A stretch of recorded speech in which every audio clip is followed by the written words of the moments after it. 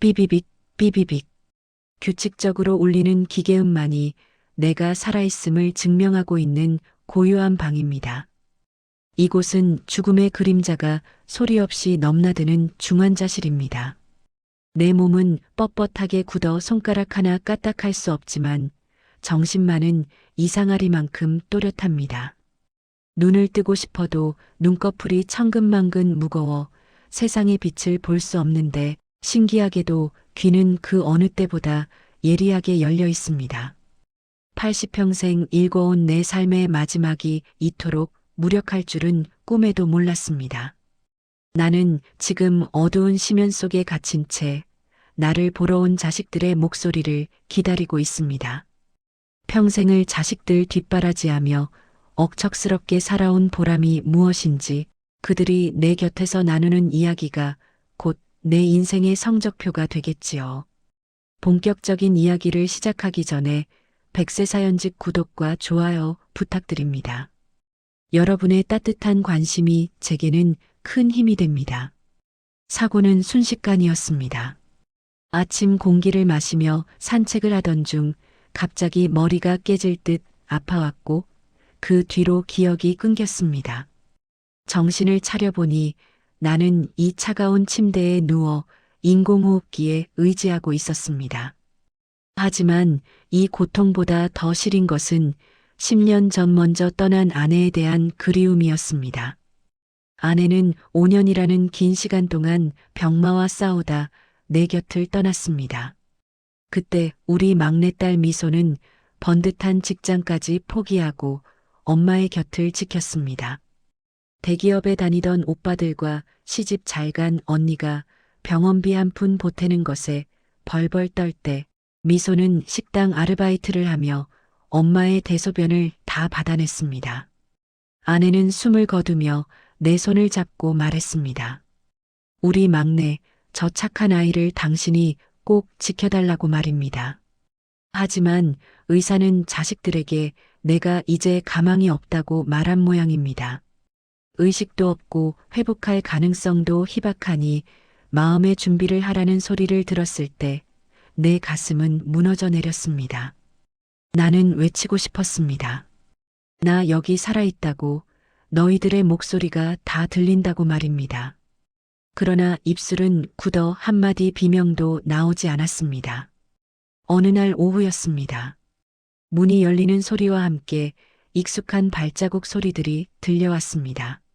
내 사남매가 한꺼번에 들어온 모양입니다.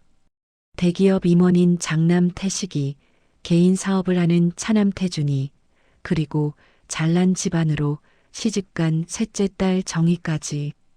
그들의 구두 소리가 유난히 크게 울렸습니다. 나는 내심 기뻤습니다. 그래도 마지막 가는 길에 자식들이 다 모였구나 싶었지요.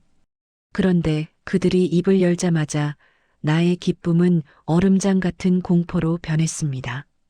아버지, 이제 결단을 내려야 할 것 같습니다. 장남 태식이의 목소리는 너무나 차분했습니다. 평소에도 냉철한 놈이었지만 아버지가 죽어가는 문턱에서 저토록 담담할 수 있을까요? 그는 슬퍼하는 대신 내 상가 건물의 가치와 상속세를 먼저 이야기하기 시작했습니다. 지금 돌아가시는 것과 조금 더 버티다 돌아가시는 것 중 어느 쪽이 세금 면에서 유리한지를 계산하는 소리가 내 귀청을 때렸습니다. 아버지가 일주일만 더 버티면 취득세 감면 혜택이 어쩌고 하는 소리를 들으며 나는 내가 키운 것이 자식이 아니라 뱀이었다는 사실을 깨달았습니다. 이어지는 차남과 셋째의 대화는 더욱 가관이었습니다. 그들은 간병비를 누가 더 많이 냈느냐를 두고 싸우기 시작했습니다. 오빠, 나는 이번 달에 애들 학원비 때문에 도저히 못 보태. 셋째 정희의 말에 태준이가 버럭 소리를 지릅니다. 나는 사업이 어려워서 죽을 맛인데 장남인 형님이 다 내야 하는 거 아냐? 그들은 내 머리맡에서 서로의 치부를 들춰내며 핏대를 세웠습니다. 그들에게 이 중환자실은 아버지를 추억하는 공간이 아니라 지긋지긋한 돈 문제가 얽힌 싸움터였습니다. 나는 마음속으로 피눈물을 흘렸습니다. 얘들아, 내가 아직 여기 있단다. 너희 엄마 병수발을 막내가 다 할 때도 너희는 돈 한 푼 안 내려고 그렇게 서로 미루더니 이제 내가 죽을 때가 되니 또 그 타령이냐. 그때였습니다.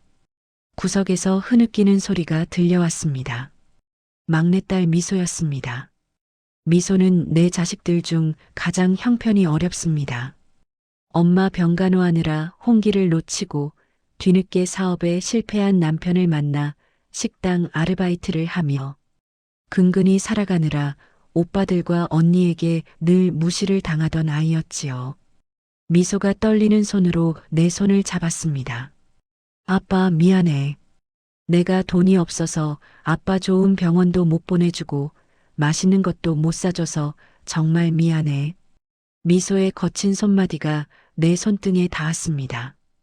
그 따뜻한 온기가 내 심장을 파고들었습니다. 다른 자식들은 내 재산을 탐낼 때 오직 이 못난 막내딸만이 나의 고통을 함께하고 있었습니다. 하지만 오빠들의 인내심은 이미 바닥이 난 듯했습니다. 태식이가 다시 입을 열었습니다. 의사 말로는 이미 뇌사 상태나 다름없다는데 이렇게 기계에 의지해서 질질 끄는 게 무슨 의미가 있니? 고통만 연장하는 거야. 병원비도 하루에 수백씩 깨지는데 이제 인공호흡기를 떼는 게 아버지 본인을 위해서도 나은 선택이야. 그 말은 사형 선고와 같았습니다. 내 아들이 내 숨통을 끊겠다고 선언한 것입니다. 셋째 정의도 거들었습니다. 맞아. 미소 너 고집 그만 피워. 아빠 엄마 곁으로 빨리 가고 싶으실 거야. 이게 정말 효도야. 효도라니요. 살아있는 아버지를 죽이는 것이 효도라는 그들의 궤변에 나는 온몸이 떨렸습니다. 안 돼. 절대 안 돼. 미소가 울부짖으며 소리쳤습니다. 어떻게 아빠를 포기해? 아빠가 엄마 보낼 때 얼마나 슬퍼했는지 잊었어? 내가 밤낮으로 알바해서라도 병원비 낼 테니 제발. 그만해. 미소는 오빠들의 옷자락을 붙잡으며 애원했습니다. 하지만 태식이는 차갑게 미소의 손을 뿌리쳤습니다. 너는 세상 물정을 몰라도 너무 몰라. 현실을 봐라. 이미 끝난 게임이야. 내일 병원 측에 연명 치료 중단 확인서 제출할 테니까 다들 그렇게 알아라. 나는 어둠 속에서 분노로 타올랐습니다. 너희들이 감히 내 숨을 뺏으려 하느냐. 내가 평생 너희를 위해 바친 청춘과 땀이 고작 이런 결말을 맺기 위함이었단 말이냐. 아내가 떠날 때 미소에게 부탁했던 그 한마디가 떠올랐습니다. 당신이 저 아이를 꼭 지켜달라던 그 말 말입니다. 나는 결심했습니다. 죽어도 이대로는 못 죽는다. 저 배은망덕한 놈들이 내 재산을 나누어 가지며 떵떵거리는 꼴을 절대 볼 수 없습니다. 너희들이 내 인공호흡기를 떼려 한다면 나는 귀신이 되어서라도 너희를 용서하지 않으리라. 아니, 나는 반드시 일어날 것이다. 일어나서 너희의 그 가식적인 얼굴들을 똑똑히 마주할 것이다. 미소야, 고맙다. 내 막내딸아. 내가 보여준 그 눈물 한 방울이 지금 나를 붙들고 있구나. 엄마를 보낼 때처럼 끝까지 나를 지키려 하는 내 마음이 내 차가운 육신에 불을 지피는구나. 나는 내 모든 의지를 끌어모았습니다. 손가락 끝에 힘을 주려 애쓰고 굳게 닫힌 눈꺼풀을 밀어 올리려 온 힘을 다했습니다. 기계는 여전히 삐비빅 소리를 내며 무심하게 돌아가고 있었지만 나의 내면에서는 거대한 폭풍이 몰아치고 있었습니다. 나는 다시 한번 다짐했습니다. 늦게라도 올바른 인연을 보게 되어 다행이다. 너희는 오늘부로 내 자식이 아니다. 내 유산을 훔치러 온 도둑일 뿐이다. 삐비빅거리는 기계음이 점차 멀어지고 어느덧 창밖에서 들려오는 희미한 참새 소리가 귓가를 간지럽히기 시작했습니다. 지독하게 어둡고 긴 터널을 지나온 기분이었습니다. 감기지 않던 눈꺼풀이 천근만근 무거웠지만 나는 온 힘을 다해 그 벽을 밀어 올렸습니다. 아주 가느다란 빛이 시야를 파고들었고 가장 먼저 보인 것은 하얀 천장, 그리고 내 손을 꼭 잡은 채 침대 옆에 엎드려 잠든 내 막내딸 미소의 헝클어진 뒷모습이었습니다. 녀석의 손은 한 달 전보다 더 거칠어 보였고 야윈 어깨는 안쓰러울 정도로 가늘어져 있었습니다. 나는 갈라진 목소리로 힘겹게 녀석의 이름을 불렀습니다. 미소야. 내 목소리는 바람 빠지는 소리처럼 작고 볼품없었지만 그것은 분명 내가 이 세상에 다시 던지는 생애 첫 마디였습니다.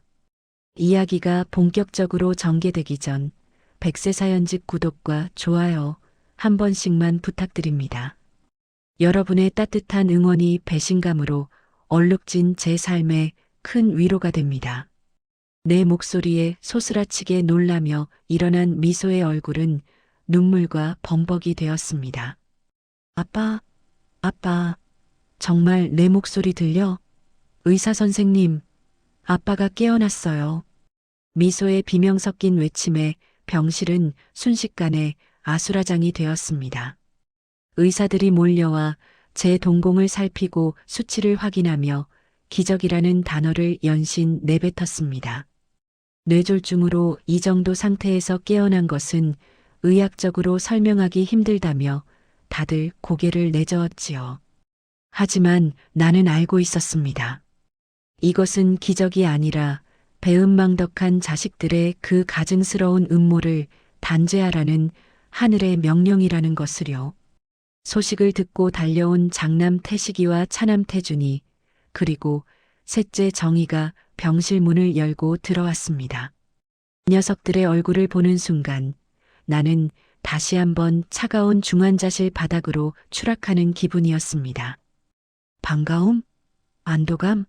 아니요. 녀석들의 눈동자에는 분명한 당혹감이 서려 있었습니다. 특히 인공호흡기를 떼자고 앞장섰던 태식이의 눈은 심하게 흔들리고 있었습니다. 아버지, 정말 살아나신 겁니까? 이게 어떻게 된 일입니까? 태식이는 억지 웃음을 지으며 내 손을 잡았지만 그 손끝은 미세하게 떨리고 있었습니다.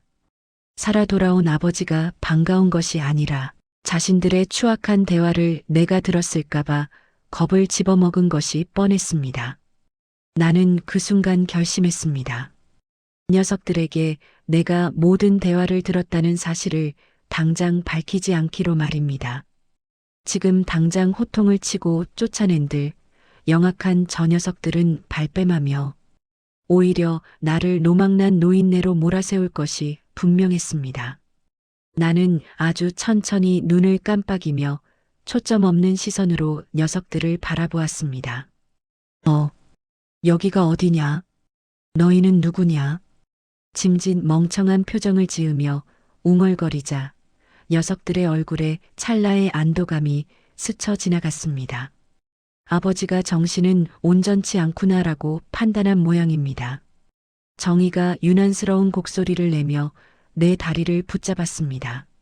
아빠, 나 정희야. 우리 아빠 불쌍해서 어째 정신이 하나도 없으시네.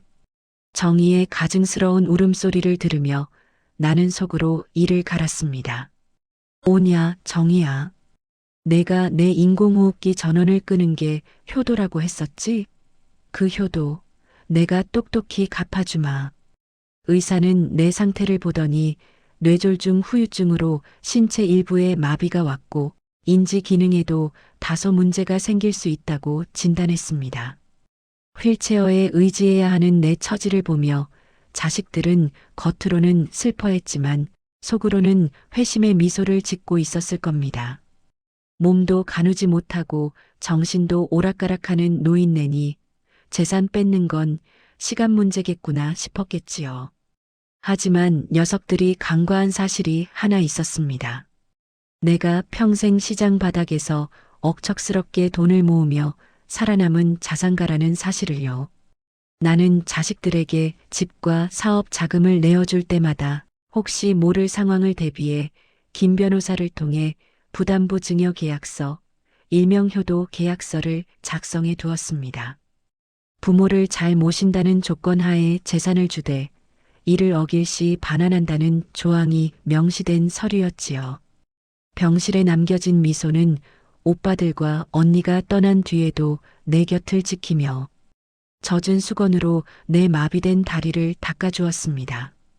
아빠, 오빠들이 하는 말 너무 마음 쓰지 마. 내가 있잖아.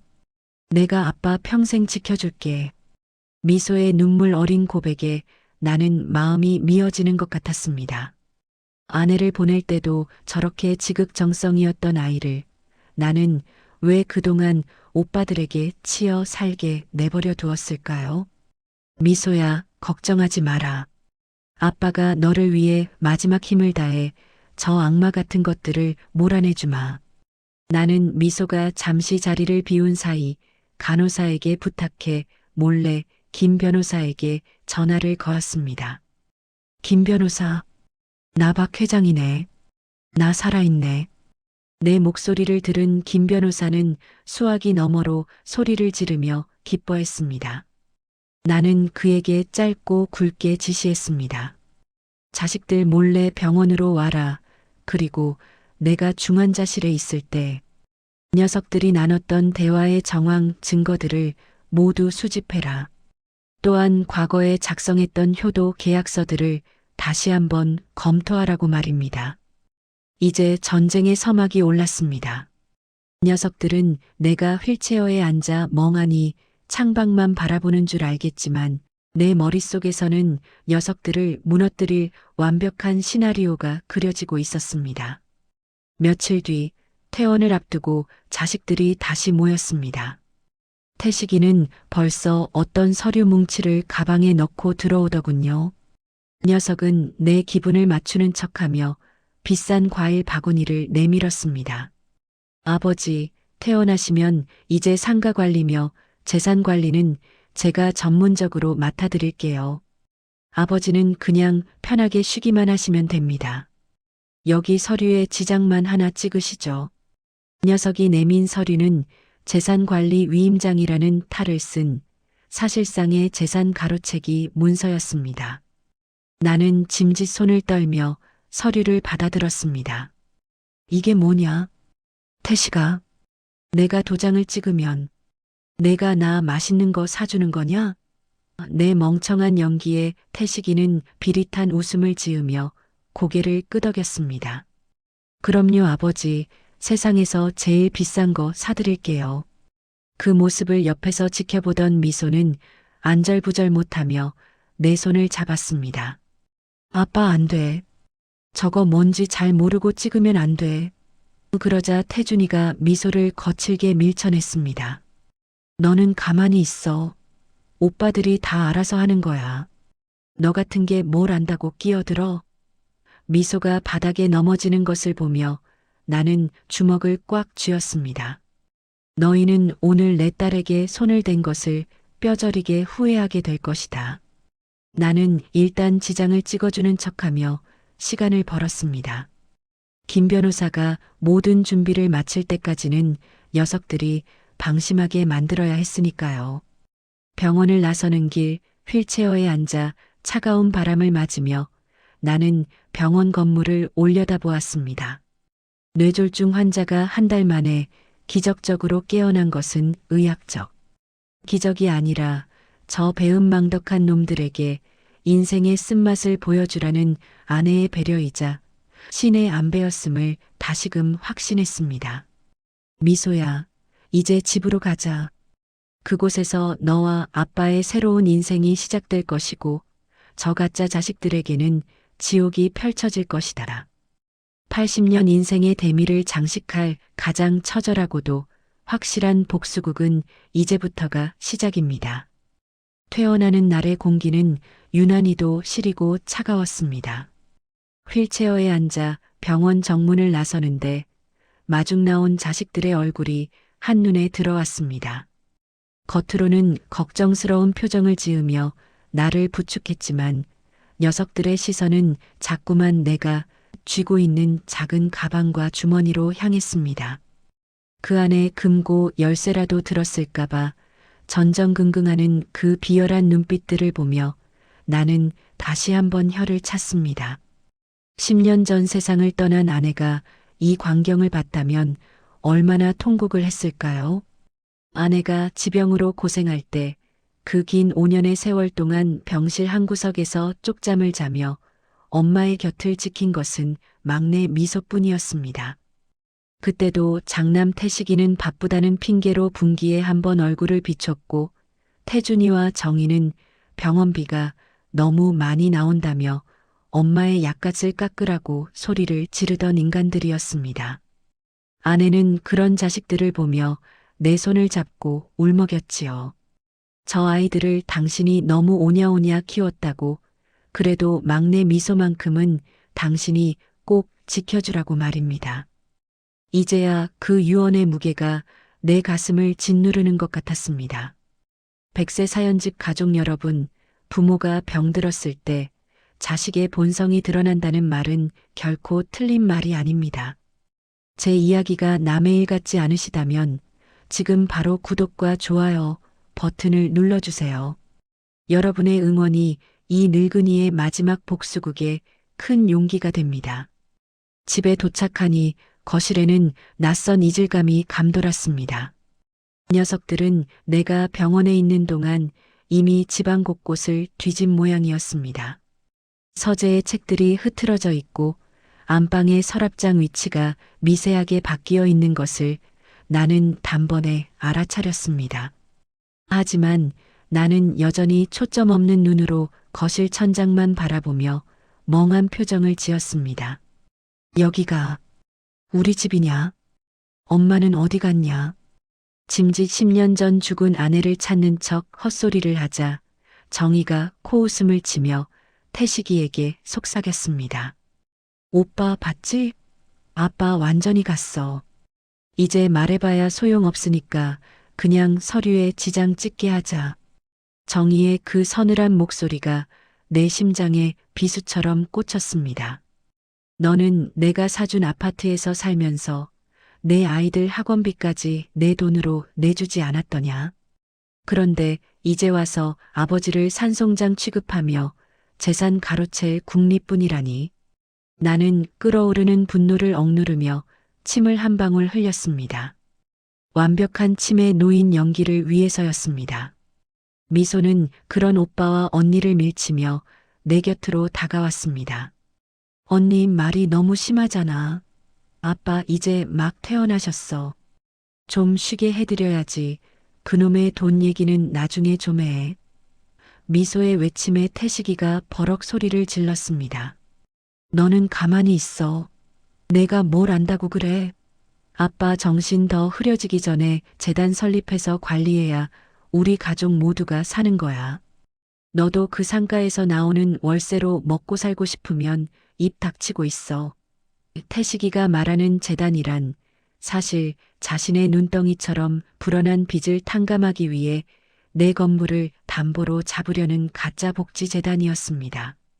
나는 녀석이 가져온 서류들을 힐끗 보았습니다. 사회복지법인이라는 이름 아래 내 상가 건물의 소유권을 법인으로 넘기고 대표이사를 태식이 본인으로 설정해둔 치밀한 문서였습니다. 나는 미소가 차려온 따뜻한 죽을 먹으며 일부러 손을 바들바들 떨었습니다. 숟가락을 떨어뜨리고 죽을 옷에 흘리자 태준이가 인상을 쓰며 뒤로 물러났습니다. 아우, 지저분하게 진짜. 누나, 아빠 저러다가 치매 더 심해지면 요양원 보내야 하는 거 아냐? 집에서 모시기엔 무리 같은데. 태준이의 말에 정희가 고개를 끄덕였습니다. 내 말이 그 말이야. 건물 명의만 정리되면 바로 알아봐야지. 시설 좋은 데 많다더라. 녀석들은 내 면전에서 나를 버릴 모의를 하고 있었습니다. 나는 입가에 묻은 죽을 닦아주는 미소의 손길을 느끼며 눈을 감았습니다. 미소의 손에서 나는 그 은은한 비누 냄새와 정성스러운 손길이 없었다면 나는 아마 그 자리에서 녀석들의 멱살을 잡고 포효했을지도 모릅니다. 저녁이 되자 녀석들은 본격적으로 나를 압박하기 시작했습니다. 태식이가 인감도장과 서류를 내밀며 내 손을 잡아 끌었습니다. 아버지, 여기 지장 찍으세요. 이거 찍으면 아버지가 좋아하는 고기 매일 사드릴게요. 자, 여기요. 나는 멍청하게 웃으며 물었습니다. 고기, 소고기냐? 소고기 사줄 거냐? 그 녀석은 신이 나서 대답했습니다. 그럼요, 한우로 사드릴게요. 어서 찍으세요. 나는 지장을 찍어주는 척하며 슬쩍 서류를 밀쳐버렸습니다. 아이고, 손에 힘이 없네. 내일 찍자, 내일. 졸립다. 태식의 얼굴이 불그락푸르락 변하는 것을 보며 나는 속으로 쾌재를 불렀습니다. 오냐, 태식아. 조금만 더 달아올라 봐라. 그래야 내 밑바닥이 더 처참하게 드러날 테니까. 사실 나는 이미 김 변호사와 모든 준비를 마친 상태였습니다. 녀석들은 꿈에도 모르겠지만 내가 예전에 녀석들에게 사업 자금을 주고 아파트를 사줄 때 작성했던 효도 계약서는 법적으로 아주 강력한 힘을 가지고 있었습니다. 부모를 유기하거나 학대할 경우 혹은 부양 의무를 다하지 않을 경우 증여를 해제한다는 조항이 명시되어 있었지요. 특히 김 변호사는 내가 중환자실에 있을 때 녀석들이 나눴던 대화 내용 중 인공호흡기를 떼자는 부분과 간병비를 서로 미루던 정황을 병원 관계자들의 진술과 함께 확보해 두었습니다. 이것은 명백한 부양 의무 위반이자 정서적 학대에 해당했습니다. 한국 사회에서 효도 계약서는 이미 대법원에서도 그 효력을 인정받은 바 있습니다. 이미 준 재산이라도 이런 폐륜적인 행위가 입증되면 돌려받을 수 있다는 것을 녀석들은 공부가 부족해서 몰랐던 것이지요. 밤이 깊어지자 미소만이 내 곁에 남아 밤새 내 다리를 주물러 주었습니다. 아빠, 다리 많이 저리지? 내가 엄마 때 해봤던 거라 잘 알아. 조금만 참아. 미소의 목소리에는 원망이나 짜증이 단 1cm도 섞여 있지 않았습니다. 녀석은 식당 일을 마치고 와서 피곤할 법도 한데 오직 아버지가 다시 숨을 쉬고 곁에 있다는 사실 하나만으로도 행복해 보였습니다. 나는 그런 미소에 머리칼을 쓰다듬어주고 싶었지만 여전히 마비된 척 손을 늘어뜨리고 있어야 했습니다. 조금만 참자, 미소야. 이제 곧 이 집의 주인은 내가 될 것이고 저가짜 오빠들은 자기들이 누려왔던 모든 것을 토해내며 길거리로 나앉게 될 것이다. 다음 날 아침 태식이는 다시 변호사를 대동하고 집으로 찾아왔습니다. 이번에는 아예 공증인까지 불러서 확실하게 끝낼 심산인 모양이었습니다. 아버지, 오늘 꼭 하셔야 합니다. 제가 아버지를 위해 얼마나 애쓰고 있는지 아시죠? 이거 안 하면 국가에서 건물 다 뺏어가요. 녀석은 이제 거짓말까지 보태며 나를 위협했습니다. 나는 휠체어에 앉아 창밖을 바라보며 나지막이 중얼거렸습니다. 국가가 뺏어간다고. 무섭네. 무서워. 그럼 태식아, 내가 관리해라. 근데 조건이 하나 있다. 내 말에 태식의 눈이 번쩍 뜨였습니다. 조건요? 뭔들 못 들어드리겠습니까? 말씀만 하세요. 내 병원비. 그리고 우리 미소가 그동안 나랑 엄마 돌보느라 쓴 돈. 그거부터 다 갚아줘라. 우리 미소집 전세금도 오빠들이 좀 보태주고. 그러면 내가 이거 찍어주마. 내 제안에 거실에는 순간 정적이 흘렀습니다. 태식과 정희, 태주는 서로 눈치를 보더니 동시에 혀를 찼습니다. 아빠, 지금 그게 문제야? 건물이 넘어가면 그까지 푼 돈은 알아서 해결될 텐데 왜 자꾸 미소 얘기야? 걔는 지가 좋아서 한 거잖아. 정희의 날카로운 목소리가 거실을 울렸습니다. 태식이는 짜증 섞인 투로 거들었습니다. 미소한테는 나중에 제가 용돈 좀 챙겨줄게요. 지금은 현금이 없어서 안 됩니다. 자, 여기 지장부터 찍으시라니까요. 녀석들의 그 뻔뻔한 대답을 들으며 나는 비로소 확신했습니다. 이놈들에게는 이제 단 한 조각의 자비도 베풀 필요가 없다는 것을요. 80년 인생 동안 지켜온 내 마지막 부성애가 그 순간 완전히 산산조각이 났습니다. 그래, 돈이 없구나. 너희가 그동안 내게 가져간 돈이 얼만데 아비 병원비 낼 돈은 없단 말이냐. 나는 천천히 휠체어 바퀴를 굴려 서재 쪽으로 향했습니다. 태식이가 서둘러 나를 막아섰지만 나는 예전의 그 날카로운 눈빛으로 태식이를 쏘아보았습니다. 멍청한 치매 노인의 눈이 아닌 평생을 전쟁터 같은 시장에서 살아남은 노련한 사업가의 눈빛이었습니다. 녀석은 내 눈빛에 압도되어 움찔하며 뒤로 물러났습니다. 김 변호사, 이제 나오게. 내 부름에 서재 문이 열리고 김 변호사가 서류 뭉치를 들고 나타났습니다. 녀석들의 얼굴은 순식간에 흑빛으로 변했습니다. 아니, 김 변호사님이 왜 여기서 나오십니까? 태식이가 당황해서 말을 더듬었습니다. 김 변호사는 서늘한 미소를 지으며 녀석들 앞에 서류를 내려놓았습니다. 박 회장님의 정식 수임인으로서 통보합니다. 귀하들이 그동안 회장님께 저지른 망은 행위와 부양 의무 위반에 대해 과거 증여했던 모든 재산에 반환 소송을 시작합니다. 여기 귀하들이 중환자실에서 나누었던 대화 녹취록도 포함되어 있습니다. 거실은 순식간에 비명과 고성으로 가득 찼습니다. 말도 안 돼. 우리가 뭘 어쨌다고 그래요? 아빠, 이거 다 김 변호사가 시킨 거죠? 아빠가 제정신이 아니니까 저 사람이 아빠 재산 가로채려고 연극하는 거라고요. 정의가 소리를 지르며 김 변호사의 멱살을 잡으려 들었습니다. 하지만 나는 휠체어에서 천천히 몸을 일으켰습니다. 완벽하게 걷지는 못해도 미소의 부축을 받으며 똑바로 서서 녀석들을 내려다보았습니다. 내가 다 들었다. 인공호흡기 떼자고 했던 너희의 그 차가운 목소리들. 내 귓가에 지금도 생생하게 들린다. 내 호령의 녀석들은 돌처럼 굳어버렸습니다. 80년 세월 동안 키워온 자식들이 내 목숨을 노리던 자객이었다는 사실을 밝히는 이 순간, 제 가슴에서는 피눈물이 흘렀지만 제 머리는 그 어느 때보다 차갑고 명석했습니다.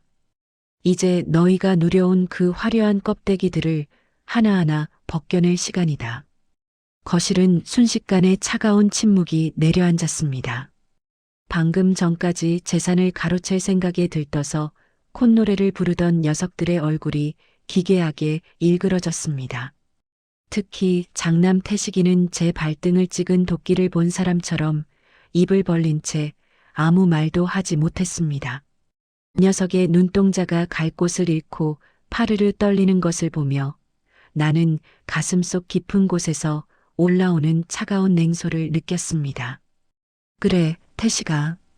내가 믿었던 그 치매 노인에 가면 뒤에 무엇이 숨어 있는지 이제야 똑똑히 보이느냐. 10년 전 내 엄마가 떠날 때 내가 흘렸던 눈물을 너는 나약함이라 생각했겠지만 그것은 너희 같은 짐승들을 키워낸 내 자신에 대한 참회였단다. 오늘 나는 그 참회의 마침표를 찍으려 한다. 100세 사연집 가족 여러분, 가장 가까운 사람이 가장 무서운 적이 될 수 있다는 사실을 저는 죽음의 문턱에서 배웠습니다. 제 이야기가 가슴에 와닿으신다면 지금 바로 구독과 좋아요 버튼을 눌러주세요.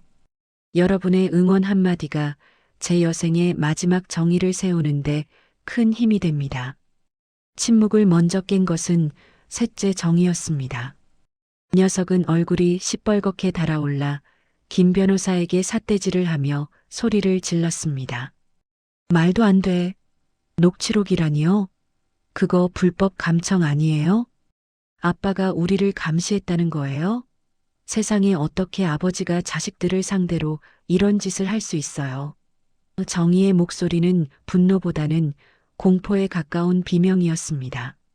나는 휠체어 바퀴를 천천히 굴려 녀석 앞에 섰습니다. 감시라고? 아니, 나는 그저 내 숨을 끊으려는 자식들의 목소리를 하늘의 안배로 듣게 된 것뿐이다. 너는 내가 엄마 곁으로 빨리 가고 싶어 할 거라고 했지? 그게 정말 나를 위한 마음이었느냐? 아니면 내 백화점 카드값을 갚기 위한 조급함이었느냐? 내 말에 정희는 입을 다물지 못하고 뒷걸음질 쳤습니다. 태준이 역시 사색이 되어 중얼거렸습니다. 아니, 아버지. 그때는 저희가 너무 경황이 없어서 의사 선생님도 가망 없다고 하니까 너무 괴로운 마음에 실수로 한 소리입니다. 정말이에요. 저희가 아버지를 얼마나 사랑하는데요. 태준의 그 뻔뻔한 거짓말에 나는 헛웃음이 나왔습니다. 사랑한다고? 내 병원비 몇십만 원에 벌벌 떨며 간병인을 누구 돈으로 쓸지 싸우던 그 목소리가 아직도 내 귓가에 생생한데 감히 사랑이라는 신성한 단어를 입에 올리다니요. 김 변호사가 정적이 흐르는 거실에 다시 서류 뭉치를 펼쳐 놓았습니다. 조용히 하십시오. 여기 보시는 서류들은 회장님께서 예전에 귀하들에게 아파트와 사업 자금을 증여할 당시 작성했던 효도 계약서들입니다. 거기엔 명확히 명시되어 있습니다. 증여자는 수증자가 부양 의무를 이행하지 않거나 증여자에 대하여 망은행위를 한 경우 증여를 해제할 수 있다고 말입니다.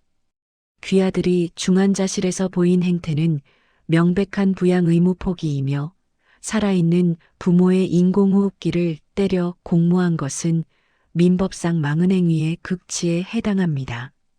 김 변호사의 냉철한 설명이 이어질수록 녀석들의 얼굴은 흙빛으로 변해갔습니다. 태식이가 갑자기 내 무릎 앞에 넙죽 엎드렸습니다. 아버지, 죽을 죄를 지었습니다. 제가 잠시 미쳤었나 봅니다. 회사가 요즘 너무 힘들고 빚쟁이들이 매일 찾아오니 제가 제정신이 아니었습니다. 제발 한 번만 용서해 주세요. 소송이라니요. 집안 망신 아닙니까? 저희가 잘하겠습니다. 예전보다 더 잘 모실게요. 태식의 비굴한 모습에 미소가 당황한 듯 내 옷자락을 잡았습니다. 미소는 오빠가 저렇게까지 비는 것을 본 적이 없었을 테니까요. 하지만 나는 압니다. 저 눈물은 참회의 눈물이 아니라 당장 자기 목을 죄어오는 빚더미에서 벗어나기 위한 비겁한 연기라는 것을요. 태식아, 너는 한 번도 내 아들인 적이 없었구나. 너는 그저 내 지갑을 관리하던 관리인이었을 뿐이야. 지갑이 텅 비어 보이니까 버리려 했던 내가 이제 다시 지갑이 꽉 찬 것을 보니 아버지가 생각나느냐? 나는 태식의 손을 가차없이 뿌리쳤습니다. 그리고 거실 한편에서 눈물만 흘리고 있는 미소를 불러 내 곁에 세웠습니다. 미소야, 내가 이 오빠들 병원비 한 푼 안 보탤 때 시장통에서 밤낮으로 일하며 내 기저귀 갈아주던 거 아빠가 다 안다. 너는 엄마 때도 그러더니 아빠 때도 미련하게 혼자 다 짊어지려 했지. 이제 그만 울어라. 아빠가 내 눈물 닦아주러 돌아왔으니까. 정희가 미소를 향해 도끼를 품은 눈으로 쏘아붙였습니다. 미소 너지? 내가 아빠 꼬드긴 거지? 내가 옆에서 알랑방귀 끼면서 우리 욕한 거잖아. 이 여우 같은 년 내가 건물 다 처먹으려고 연극했지? 정희의 표독스러운 외침에 미소는 고개를 젓으며 소리쳤습니다. 아니야 언니. 나는 정말 몰랐어. 아빠가 깨어나신 것만으로도 감사해서 돈 생각은 해본 적도 없어. 나는 정희를 향해 지팡이를 내리쳤습니다. 쾅 하는 소리와 함께 거실에는 다시 정적이 찾아왔습니다. 내 딸에게 손대지 마라. 이 아이는 너희가 침뱉던 그 순간에도 내 손을 잡고 기도하던 아이다. 너희가 짐승처럼 짖어댈 때 이 아이는 내 차가운 발을 자기 가슴팍에 품고 녹여주었어. 나는 김 변호사에게 신호를 보냈습니다. 자, 이제 이 집에서 나갈 채비를 해라.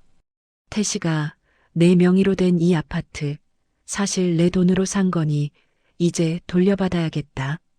태준이 내 공장 부지도 마찬가지다. 정희, 너는 내 남편 사업 자금으로 가져간 상가 지분, 오늘부로 전부 반환 청구 들어간다. 녀석들은 믿을 수 없다는 듯 서로의 얼굴을 쳐다봤습니다. 말도 안 돼. 이미 준 걸 어떻게 뺏어요. 소송해봐요. 우리가 이길 테니까. 태준이가 악을 쓰며 대들었습니다. 하지만 김 변호사는 담담하게 법전의 조항들을 읊어주었습니다. 한국의 법은 자애롭지만 부모의 생명을 위협하는 배륜을 저지른 자식에게까지 관대하지 않다는 것을 녀석들은 몰랐던 것이죠. 사실 이미 준 재산을 돌려받는 것은 쉽지 않은 일입니다. 하지만 김 변호사는 녀석들이 가져간 재산이 단순한 증여가 아니라 부담보 증여였다는 점을 철저히 파고들었습니다. 부모를 부양하겠다는 전제하에 건네진 돈이었고 그 의무를 저버린 정황이 중환자실 녹취록과 평소 미소 혼자 독박 간병을 해왔던 증거들로 명확히 입증되었습니다. 또한 녀석들이 상속을 빨리 받기 위해 아버지를 치매 환자로 몰아세우려 했던 정황까지 드러나며 법적인 명분은 완벽해졌습니다. 경찰 부르기 전에 조용히 나가거라. 너희가 가져온 가짜 선물들도 다 들고 나가. 내 집 마당에 너희 그림자 하나 남는 것도 역겹구나. 나의 서슬 퍼런 호령에 경호원들이 들어와 녀석들을 하나둘 끌어내기 시작했습니다. 태식이는 끝까지 소송하겠다며 고함을 쳤고 정희는 미소의 머리채를 잡으려다 제지를 당했습니다. 대문 밖으로 끌려나가는 녀석들의 뒷모습을 보며 나는 비로소 10년 묵은 체증이 내려가는 기분을 느꼈습니다. 80년 인생 동안 가장 힘든 결정이었지만 가장 잘한 결정이라는 확신이 들었습니다. 집안이 다시 고요해졌습니다. 미소는 거실 바닥에 주저앉아 한참을 흐느꼈습니다. 아빠, 우리 정말 이렇게까지 해야 했을까? 그래도 오빠들인데. 미소의 착한 마음씨가 내 가슴을 아프게 했습니다. 미소야, 암세포를 잘라내지 않으면 몸 전체가 썩는단다. 저놈들은 이미 돈이라는 암세포에 영혼까지 파먹힌 놈들이야. 내가 지켜야 할 것은 저놈들의 가식적인 혈연이 아니라 내가 흘린 진심 어린 눈물의 가치란다. 나는 미소의 손을 잡고 조용히 속삭였습니다. 이제 이 집의 주인은 너란다. 그리고 저 상가 건물도 이제 내가 관리하게 될 거야. 하지만 너는 오빠들처럼 변하지 마라. 어려운 사람들을 돌보고 아빠가 평생 시장 바닥에서 지켜온 그 정직한 가치를 내가 이어가다오. 미소는 내 무릎에 얼굴을 묻고 대답 대신 어깨를 들먹였습니다. 나는 창밖으로 지는 노을을 바라보며 10년 전 먼저 간 아내에게 마음속으로 말을 건넸습니다. 여보, 당신이 부탁한 대로 우리 막내 이제 내가 지켰어. 당신도 이제 하늘에서 편히 쉬라고 말입니다. 하지만 녀석들의 공격은 여기서 끝나지 않았습니다. 며칠 뒤 태식이를 필두로 한 남매들이 변호사 군단을 이끌고 다시 나타났습니다. 이번에는 나를 정신 이상자로 몰아 성년후견인 신청을 냈다는 소식이 들려왔습니다. 살아있는 아버지를 미친 사람으로 만들어 재산을 강탈하겠다는 녀석들의 마지막 발악이 시작된 것이요. 나는 다시 한번 전열을 가다듬었습니다. 너희가 그렇게 나온다면 나는 내 남은 생을 걸고 너희에게 진정한 지옥이 무엇인지 보여주마. 80세 늙은이의 분노가 어떤 기적을 만드는지 이제 세상 사람들에게 똑똑히 증명해 보일 차례입니다. 자식들이 저를 상대로 성년후견인 선임 신청을 냈다는 서류를 받아들었을 때 저는 한동안 멍하니 창밖만 바라보았습니다. 80년 세월 시장 바닥에서 생선 비린내를 맡아가며 자식들 입에 들어갈 고기 반찬 하나를 위해 제 손톱이 다 빠지는 줄도 모르고 살았던 그 시간들이 주마등처럼 스쳐 지나갔습니다. 남들은 80세면 손주들 재롱이나 보며 여생을 정리할 나이라고들 하는데 저는 제 자식들에게 저 노인은 정신이 나갔으니 재산권을 박탈해달라는 소리를 듣고 있으니 참으로 인생무상이라는 말이 뼈저리게 다가왔습니다. 태식아, 태준아, 그리고 정이야. 너희가 내게 준 마지막 선물은 결국 미친 노인이라는 낙인이었더냐. 본격적인 복수극의 전말을 말씀드리기 전에 백세사연집 구독과 좋아요 한 번씩만 꼭 부탁드립니다. 여러분의 클릭 한 번이 배신당한 노인의 무너진 가슴을 다시 일으켜 세우는 큰 힘이 됩니다. 녀석들의 발악은 추악하기 그지없었습니다. 이제는 자기들끼리 싸우는 것도 멈추고 제 재산을 가로채겠다는 일념하에 며느리들과 사위까지 동원해서 우리 집 대문을 에워쌌습니다. 대문 밖에서는 아버님 정신 차리세요. 지금 막내한테 홀려서 제정신이 아니신 거예요. 라고 외치는 큰 며느리의 날카로운 목소리가 들려왔습니다. 평소에는 명절에도 냄새난다며 제 곁에 오지도 않던 사람이 이제는 제 재산이 날아갈까봐 대성통곡을 하며 문을 두드리는 꼴이라니요. 저는 거실 소파에 깊숙이 몸을 묻고 김 변호사에게 전화를 걸었습니다. 김 변호사, 녀석들이 나를 미친 사람으로 몰아세우네. 법원에서 정신 감정을 받으라는데 어떻게 하면 좋겠나? 김 변호사는 오히려 차분한 목소리로 대답했습니다. 회장님, 걱정하지 마십시오. 이건 저놈들이 제 무덤을 파는 격입니다.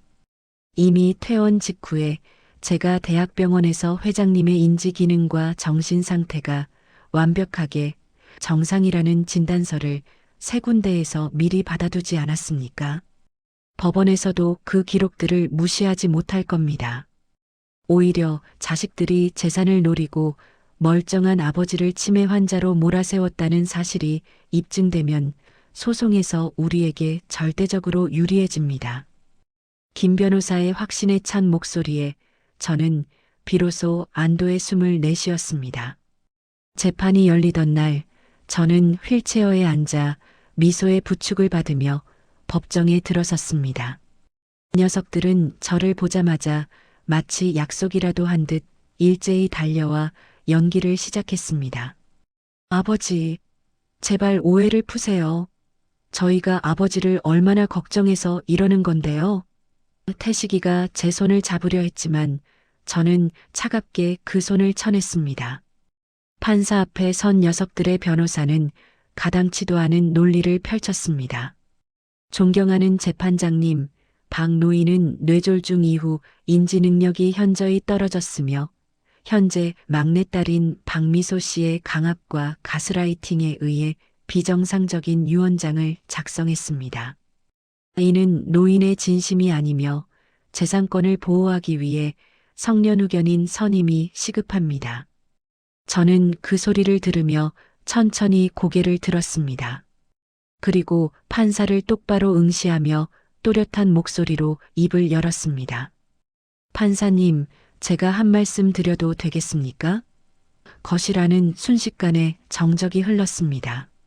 제가 치매 노인처럼 횡설수설할 줄 알았던 자식들은 제 명료한 목소리에 사색이 되었습니다. 저는 80년 동안 정직하게 일해 상가 건물을 세우고 자식들을 키웠습니다. 여기 제출한 진단서들을 보시면 아시겠지만 제 머리는 그 어느 때보다 맑습니다. 다만 제 가슴은 썩어 문드러졌습니다. 중환자실에서 제가 의식 없는 줄 알고 인공호흡기를 떼자고 공모하던 저 자식들의 목소리를 제 귀로 똑똑히 들었기 때문입니다. 제가 중환자실 녹취록과 함께 자식들의 패륜적인 행태를 조목조목 반박하자 법정 안은 술렁이기 시작했습니다. 판사 역시 당황한 듯 녀석들을 쳐다보았습니다. 김 변호사는 이때를 놓치지 않고 녀석들에게 증여했던 재산에 반한 소송 서류를 함께 제출했습니다. 재판장님, 이 자녀들은 이미 부모로부터 수십억 대의 재산을 증여받았음에도 불구하고 부양 의무를 저버렸을 뿐만 아니라 부모의 생명을 위협하는 망은 행위를 저질렀습니다. 이는 민법상 증여 해제 사유에 해당하며 특히 회장님과 작성했던 효도 계약서 위반임이 명백합니다. 녀석들은 이제 더 이상 물러날 곳이 없다는 것을 깨달은 듯 했습니다. 정의는 바닥에 주저앉아 통곡을 하며 저를 원망했습니다. 아빠, 어떻게 자식한테 이럴 수 있어? 그 돈 다 돌려주면 우리는 길거리로 나앉으라는 거야? 미소한테만 다 주면 우리는 뭐가 돼? 정의의 그 이기적인 외침에 저는 지팡이를 세게 내리쳤습니다. 너희가 길거리로 나앉는 것이 걱정이냐? 나는 너희가 내 숨통을 끊으려 할 때 이미 죽었다. 이 돈은 이제 내 돈도 너희 돈도 아니다. 이 돈은 오직 내 엄마를 지키고 나를 지킨 미소의 것이며 남은 생을 속죄하며 살아갈 나의 마지막 정의자. 결국 법원은 자식들이 낸 성년후견인 신청을 기각했습니다. 오히려 녀석들의 행위가 재산을 노린 불순한 의도임이 인정되어 제가 제기한 재산 반환 소송에서 제가 절대적으로 유리한 고지를 점하게 되었습니다. 재판장을 나오는 길, 태식이가 제 앞을 가로막았습니다. 아버지, 정말 이렇게 끝낼 겁니까? 제가 그동안 아버지를 위해 희생한 세월은 어쩌고요. 태식의 뻔뻔함에 저는 녀석의 뺨을 거세게 내리쳤습니다. 희생? 내가 누린 그 화려한 아파트와 지위가 다 누구 피땀으로 만든 것인데 감히 희생을 논하느냐. 이제 내가 가진 그 모든 껍데기를 다 벗겨주마. 법의 심판은 이제부터 시작이다. 집으로 돌아온 미소는 제 무릎을 덮어주며 조용히 울었습니다. 아빠, 너무 고생 많았어. 이제 정말 편히 쉬어. 하지만 저는 쉴 수 없었습니다. 녀석들은 이제 마지막 수단으로 세입자들을 선동하기 시작했기 때문입니다. 건물의 주인이 바뀔 예정이니 월세를 내지 말라느니 건물이 곧 압류될 것이라느니 하는 헛소문을 퍼뜨려 미소의 관리권을 흔들려 했습니다. 저는 다시 한번 전열을 가다듬었습니다. 너희가 그렇게까지 나온다면 나는 내 남은 힘을 다해 너희의 근간을 송두리째 뽑아버리겠다.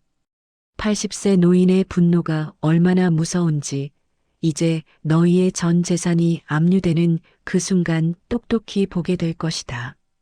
저는 김 변호사를 불러 상가 건물의 모든 세입자를 한자리에 모았습니다. 그리고 미소를 공식적인 건물 관리인으로 선포하며 앞으로 월세를 인하하고 성실한 세입자들에게는 임대료를 동결하겠다는 파격적인 약속을 했습니다. 자식들이 흩뿌려 놓은 불안이라는 씨앗을 저는 미소의 진심이라는 걸음으로 덮어버린 것이지요.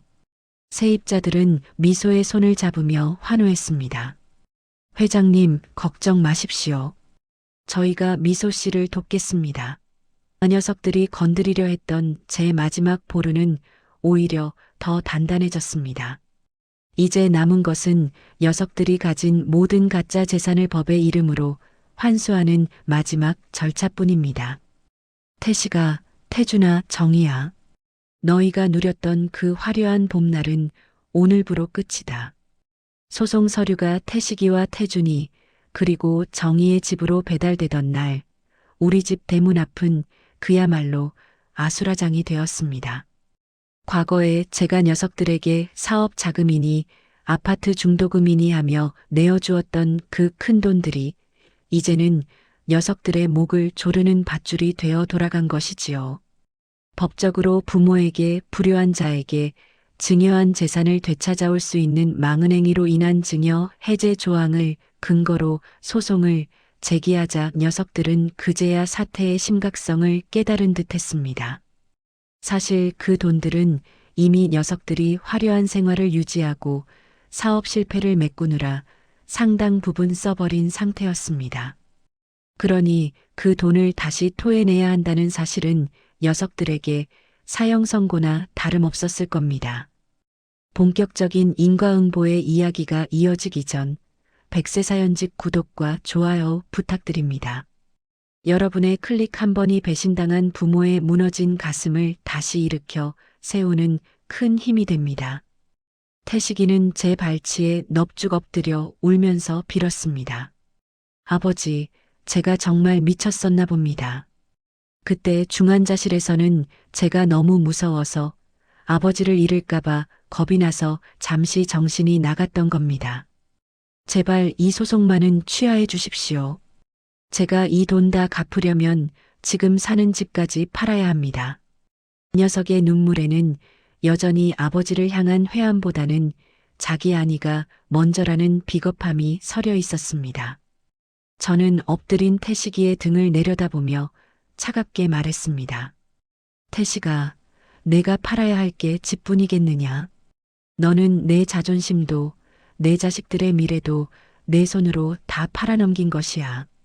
내가 내 인공호흡기를 떼자고 했을 때 너는 이미 내 아들로서의 자격뿐만 아니라 인간으로서의 도리까지 다 팔아치웠던 거란다. 태준이와 정희도 매일같이 찾아와 집 앞을 지켰습니다. 예전에는 바쁘다며 명절에도 얼굴 보기 힘들던 녀석들이 이제는 대문 밖에서 밤을 지새우며 제 이름을 부르짖었습니다. 하지만 저는 단 한 번도 문을 열어주지 않았습니다. 내가 중환자실 차가운 침대 위에서 너희들의 독서를 들으며 느꼈던 그 시린 공포에 비하면 너희들이 겪는 지금의 고통은 세 발의 피에 불과하다는 생각뿐이었으니까요. 녀석들은 법정에서도 마지막까지 발악했습니다. 이미 받은 재산은 돌려줄 수 없다고 우기며 김 변호사가 내민 효도 계약서가 가짜라고 주장하기까지 했습니다. 하지만 10년 전 사별한 아내의 병상에서 막내 미소 혼자 병수발을 들 때 녀석들이 보냈던 차가운 문자 메시지들과 이번 중환자실에서의 녹취록은 그 어떤 변명도 통하지 않게 만들었습니다. 판사님은 자식들의 패륜적인 행태를 조목조목 짚으며 판결을 내렸습니다. 부모의 생명을 경시하고 부양의 의무를 저버린 자식들에게 증여된 재산은 그 원인이 무효가 되었으므로 전부 반환하라는 판결이었습니다. 특히 녀석들이 이미 가져간 돈이 상속분보다 훨씬 많다는 점을 특별 수익으로 산입하여 앞으로 제가 죽은 뒤에도 녀석들이 유류분을 청구할 수 없도록 법적인 쐐기를 박았습니다. 재판장을 나오며 주저앉아 통곡하는 정의를 보며 저는 생각했습니다. 너희가 탐냈던 그 상가 건물의 월세가 너희의 피눈물이 되어 돌아가는구나. 그 사이 미소는 상가 건물을 관리하며 몰라보게 성장했습니다. 처음에는 거대한 건물을 맡게 된 것에 겁을 먹고 매일 밤 잠을 설치던 아이였는데 이제는 세입자 한 명 한 명의 사정을 살피며 진심으로 소통하는 훌륭한 주인이 되었습니다. 미소는 가장 먼저 임대료를 동결하고 정말 형편이 어려운 세입자들에게는 일시적으로 월세를 깎아주는 파격적인 결정을 내렸습니다. 주변에서는 건물의 가치가 떨어진다며 우려의 목소리를 냈지만 저는 미소를 믿었습니다. 돈은 사람을 불러 모으지만 진심은 사람의 마음을 얻는 법이니까요. 미소의 그런 행보가 알려지자 건물에는 오히려 활기가 넘치기 시작했습니다. 세입자들은 미소에게 고마움을 표하며 건물을 제 집처럼 아끼고 관리해 주었습니다. 한 번은 이런 일이 있었습니다. 큰아들 태식이가 미소를 몰래 찾아가 협박을 했다는 소식을 들었습니다. 미소야, 내가 뭘 안다고 설치니? 그 상가 건물 사실은 내 지분이 절반 이상이야. 아버지가 지금 노망나서 너한테 다 준 거니까 나중에 법정 가면 너 다 뺏겨. 그러지 말고 지금이라도 나한테 조금 떼어주면 내가 너 봐줄게. 태식의 비열한 제안에 미소는 예전처럼 겁먹지 않았습니다. 오빠, 아빠가 나한테 주신 건 건물이 아니라 책임감이야. 오빠가 아빠를 시체 취급할 때 아빠의 손을 잡아준 건 나였어. 아빠가 왜 나를 선택했는지 아직도 모르겠어? 미소의 당당한 태도에 태식이는 결국 아무 말도 못하고 도망치듯 자리를 떴다고 합니다. 그 이야기를 전해 들으며 저는 미소가 이제 진정으로 홀로서기를 하고 있다는 사실에 안도했습니다. 녀석들의 화려했던 삶은 한순간에 무너져 내렸습니다. 태식이는 살던 아파트가 압류되고 회사에서도 평판이 바닥나 결국 사직서를 내야 했습니다. 태준이의 공장은 법적 분쟁에 휘말려 폐쇄되었고 정의는 시댁에서까지 내쫓기며 비참한 처지가 되었습니다. 그 소식을 들으며 제 마음 한구석이 아릿하지 않았다면 거짓말이겠지요. 하지만 그것은 자식을 향한 그리움이라기보다는 내가 키운 자식들이 어쩌다 저 지경까지 떨어졌나 하는 부모로서의 자괴감이었습니다. 10년 전 아내가 세상을 떠날 때 제가 자식들에게 조금만 더 엄격했더라면 이런 비극은 없었을까요? 아니면 돈의 노예가 된 그들의 본성이 원래부터 그랬던 것일까요? 어느덧 겨울이 찾아왔고 집 앞 감나무에는 까치밥 몇 개만 남겨진 채 앙상한 가지만 남았습니다. 저는 거실 난로 옆에서 미소가 끓여온 대추차를 마시며 창밖을 보았습니다. 미소야, 이제 정말 평화롭구나.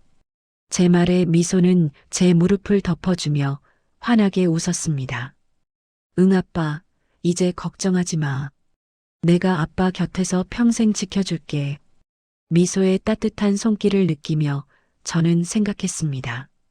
만약 그때 내가 중환자실에서 그냥 숨을 거두었더라면 우리 미소는 저 모진 오빠들 틈바구니에서 얼마나 눈물을 흘렸을까? 신이 나를 다시 살려주신 이유는 오직 이 가여운 딸아이의 눈물을 닦아주고 정의를 바로 세우라는 뜻이었음을 다시 한번 깨달았습니다. 저는 이제 제 남은 재산을 더 의미 있는 곳에 쓰기 위해 재단 설립을 준비하고 있습니다. 이름은 미소재단이라 지었습니다. 저처럼 자식들에게 배신당하고 오갈 데 없는 노인들, 그리고 부모의 돌봄을 받지 못하는 아이들을 돕는 재단입니다. 상가 건물에서 나오는 수익의 상당 부분을 이 재단에 기부하기로 했습니다. 미소도 제 뜻에 흔쾌히 동의해 주었습니다. 아빠, 나도 아빠랑 똑같은 생각이야. 돈은 흘러가야 제 역할을 하는 거니까. 미소의 기특한 생각에 제 눈시울이 붉어졌습니다. 그래, 내 딸아, 너야말로 내가 이 세상에 남긴 가장 큰 유산이로구나. 복수는 끝났습니다. 하지만 제 삶은 이제야 비로소 진정한 의미를 찾은 것 같습니다. 80년이라는 긴 세월을 돌아와 만난 이 평온함이 어쩌면 제가 평생을 바쳐 일궈온 그 어떤 재산보다 더 값진 것이라는 사실을 알게 되었습니다. 자식들에게 배신당한 상처는 흉터로 남겠지만 그 흉터를 어루만져주는 미소의 진심이 있기에 저는 더 이상 춥지 않습니다.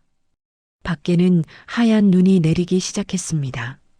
세상의 모든 더러운 것들을 덮어버리려는 듯 소리 없이 쌓여가는 눈송이들을 보며 저는 깊은 안도의 숨을 내쉬었습니다. 인생의 마지막 막이 내리기 전 제가 해야 할 일들을 다 마칠 수 있어서 참으로 다행입니다. 태식이는 이제 월세방을 전전하며 산다고 합니다. 정희는 식당에서 설거지를 하며 하루를 버티고 있고요.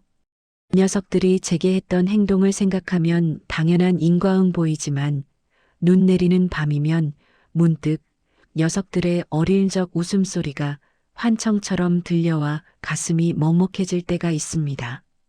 하지만 저는 고개를 저으며 미소의 손을 더 꼭 잡습니다. 과거의 정에 얽매여 정의를 포기하는 것은 저를 위해 인생을 바친 미소에 대한 예의가 아니기 때문입니다. 이제 우리 부녀의 삶에는 오직 진실과 따뜻함만이 가득할 것입니다. 하얀 눈이 녹아내린 자리에는 어느새 파릇파릇한 새싹들이 고개를 내밀며 봄의 소식을 전하고 있습니다. 제 인생의 가장 혹독했던 겨울도 그렇게 서서히 물러가고 이제는 제 곁에 남은 따뜻한 온기들만이 저를 미소 짓게 합니다.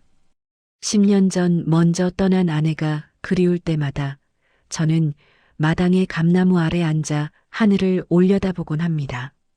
여보, 당신이 그토록 걱정하던 우리 막내 미소를 이제야 내가 제대로 지켜낸 것 같아.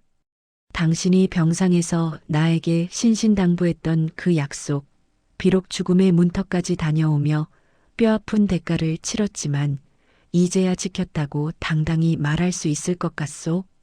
본격적인 마지막 이야기를 전해드리기 전 백세사연집 구독과 좋아요 한 번씩만 꼭 부탁드립니다. 제 긴 여정을 끝까지 함께 해주신 여러분의 따뜻한 관심이 제게는 세상 그 무엇보다 큰 위로가 되었습니다. 미소재단은 이제 제법 자리를 잡아 우리 지역에서 갈 곳 없는 어르신들에게는 든든한 울타리가, 부모의 돌봄을 받지 못하는 아이들에게는 희망의 사다리가 되어주고 있습니다. 미소는 매일 아침 재단으로 출근하며 세상을 바꾸는 일에 누구보다 열정적으로 임하고 있습니다. 그 아이의 얼굴에서 예전에 그늘졌던 수심은 사라지고 이제는 누군가를 돕는 이에 당당하고 아름다운 빛이 납니다. 그 모습을 보고 있노라면 제가 중환자실 차가운 침대 위에서 귀만 살아있던 그 끔찍했던 순간이 어쩌면 제 인생에서 가장 축복받은 시간이었는지도 모른다는 생각이 듭니다. 그 고통스러운 진실을 듣지 못했더라면 저는 여전히 가짜 효도에 속아 눈먼 노인으로 살다가 씁쓸한 최후를 맞이했겠지요. 신은 제게 가장 잔인한 방법으로 가장 소중한 진실을 일깨워 주셨던 것입니다. 재판이 모두 끝나고 녀석들이 모든 것을 잃었다는 소식을 들었을 때 사실 제 마음속 한구석에는 여전히 부모로서의 미련이 남아 있었습니다. 자식이 아무리 큰 죄를 지었어도 그놈들이 길거리로 나앉게 되었다는 소식에 밤잠을 설치기도 했지요. 그러던 어느 봄날이었습니다. 집 대문 앞에 누군가 서성거린다는 미소의 말에 밖을 내다보니 그곳에는 예전에 위풍당당하던 모습은 온데간데 없는 태식이가 서 있었습니다. 옷은 남루해졌고 얼굴은 반쪽이 된 채로 제 집 대문을 차마 두드리지도 못하고 서 있더군요. 녀석은 제가 창가에서 지켜보고 있다는 것을 알았는지 대문을 향해 깊이 고개를 숙이더니 한참 동안 어깨를 들먹이며 울었습니다. 그러고는 작은 보따리 하나를 문 앞에 놓아두고 사라졌습니다.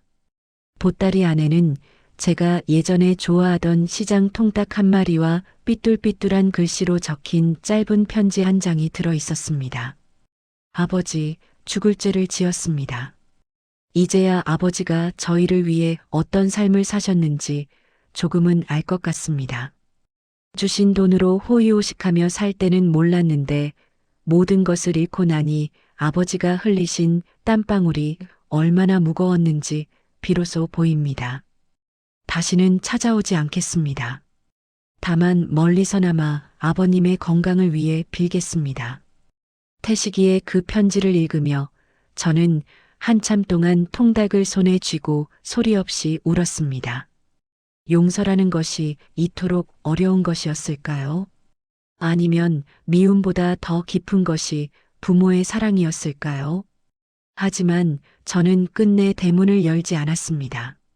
녀석이 진정으로 참회했다면 그 가난과 고통 속에서 스스로 자신의 삶을 다시 읽어내는 것이 제가 줄 수 있는 마지막 잡이라고 생각했기 때문입니다.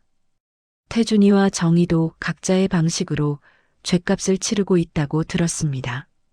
태준이는 막노동판을 전전하며 빚을 갚고 있고 정희는 작은 식당에서 설거지를 하며 생계를 잇고 있다고 하더군요. 녀석들이 제게 했던 그 잔인한 행동들을 생각하면 아직도 가슴이 떨리지만 이제는 그 분노마저도 봄눈 녹듯 서서히 가라앉히고 있습니다. 미소는 가끔 오빠들과 언니의 소식을 제게 전하며 조심스럽게 묻곤 합니다. 아빠, 나중에 시간이 아주 많이 지나면 그때는 오빠들도 한번 만나볼 거야? 저는 그 질문에 확답을 하지 않았습니다. 다만 이렇게 대답했지요.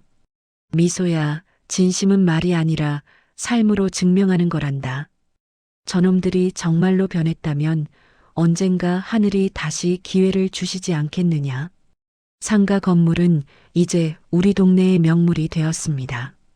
임대료를 낮추고 세입자들과 상생하는 미소의 경영 방식이 소문이 나면서 건물에 입주하고 싶어 하는 사람들이 줄을 잇고 있습니다.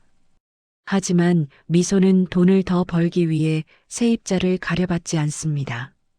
대신 정말 성실하게 살아가려는 청년들, 그리고 아이를 키우며 고군분투하는 부모들에게 우선권을 줍니다. 건물 옥상에는 작은 정원을 만들어 세입자들이 언제든 쉬어갈 수 있게 했고, 1층에는 재단에서 운영하는 무료 급식소를 차려 매일 점심마다 동네 어르신들에게 따뜻한 한 끼를 대접하고 있습니다. 제가 평생을 바쳐 세운 건물이 이제야 비로소 사람 냄새 나는 진짜 집이 된 것 같아 뿌듯하기 그지없습니다. 저는 요즘 매일 아침 마당에 물을 주고 미소가 퇴근할 때까지 거실 창가에 앉아 책을 읽으며 소박한 일상을 보냅니다. 한때는 강남의 건물주라는 이름에 목을 메고 더 큰 부를 쌓기 위해 자식들을 채찍질하며 살았지만 지금의 이 평온함과는 비교할 수조차 없습니다. 돈은 사람의 얼굴을 바꾸지만 고난은 사람의 진심을 비춘다는 사실을 저는 80세가 되어서야 비로소 깨달았습니다. 제 인생의 가장 아름다운 반전은 100억이라는 재산을 되찾은 것이 아니라 제 곁을 지켜주는 단 한 사람의 진심을 알아본 것입니다. 만약 그때 제 귀가 열려 있지 않았더라면 저는 아마 평생을 배신당하면서도 그것이 사랑인 줄 알고 눈을 감았을 것입니다. 이제 제 눈은 예전처럼 밝지 않고 귀도 조금씩 어두워지고 있습니다. 하지만 마음의 눈과 귀는 그 어느 때보다 밝게 열려 있습니다. 무엇이 가짜이고 무엇이 진짜인지, 누가 진심으로 나를 아끼고 누가 내 주머니를 노리는지 이제는 굳이 듣지 않아도 알 수 있습니다. 인생이라는 긴 여정의 끝자락에서 제가 얻은 가장 큰 보물은 강남의 상가 건물도 수억 원의 현금도 아닙니다. 그것은 바로 제 곁을 지켜주는 막내딸 미소의 따뜻한 손길과 제 삶이 누군가에게 작은 보탬이 되고 있다는 안도감입니다. 미소야, 아빠는 이제 여한이 없다. 내가 만들어가는 이 아름다운 세상을 조금 더 지켜볼 수 있게 해주셔서 감사할 뿐이야. 저는 가끔 거실에 앉아 미소와 함께 찍은 사진들을 넘겨봅니다. 중환자실에서 깨어난 직후에 헬쑥했던 제 모습부터 재판에서 이기고 돌아와 환하게 웃던 모습, 그리고 재단 개소식 날 미소와 손을 맞잡고 찍은 사진까지, 그 사진들 속에 제 인생의 모든 희로애락이 담겨 있습니다. 배신은 칼처럼 아팠지만 그 상처를 어루만져주는 미소의 진심이 있기에 저는 더 이상 춥지 않습니다. 증오는 불처럼 뜨거웠지만 그 불을 꺼준 것은 결국 용서와 진심이었습니다.